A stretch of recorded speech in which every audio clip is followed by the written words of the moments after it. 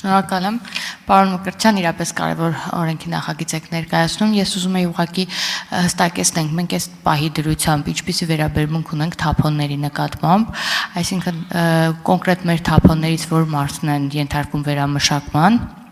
եւ որ ինչքան մասով ենք վերամշակում մեր թափոնները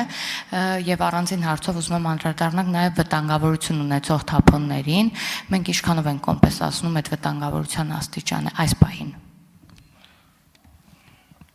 Շնորհակալություն Տիկին Ղազարյան, թափոններին վերաբերմունքը, եթե մեկ բառով նկարագրեմ, շատ, այսպես ասած, խնդիրների լուծման ուղղված վերաբերմունք է, որովհետև իրականում մեծ վնաս են հասցնում եւ բնությանը եւ վտանգ են ներկայացնում հանրության համար։ Ունենք վտանգավոր թափոնների գործածության 10 տեսակ, որոնց հետ տարբեր գործողություններ իրականացնելը հավաքում, փոխադրում, պահում, մշակում, վերամշակում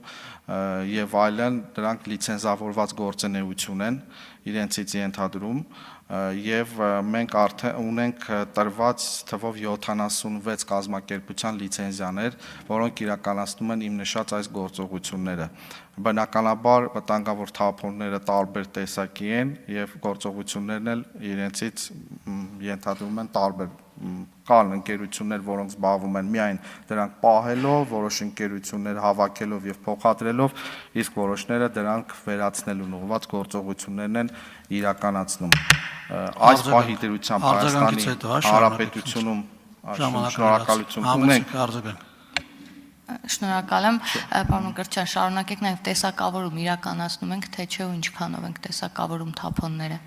վտանգավոր ինչ է առհասարակ։ Մենք ունենք թափոնների տեսակներ, որտեղ իրականացնում են ընկերությունները տեսակավորում եւ վերամշակման են դրանք ենթարկում, օրինակ կարող եմ նշել որոշակի առումով պլաստիկից առաջացած թափոնների հետ կապված։ Եվ նաև բանի հետ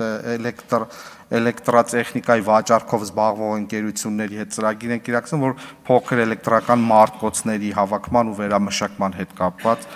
աշխատանքներ նույնպես իրականացնում են, կան նման տեսակներ։